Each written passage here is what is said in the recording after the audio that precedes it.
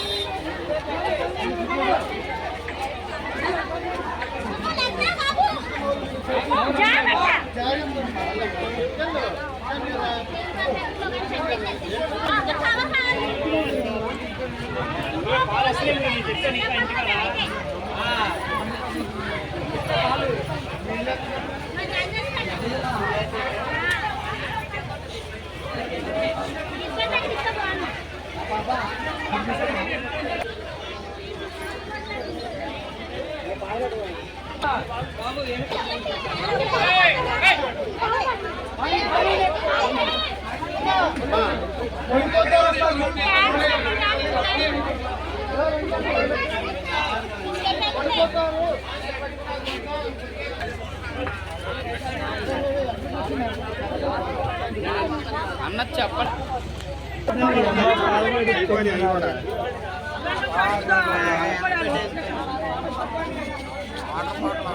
మన బండి దొరికింది.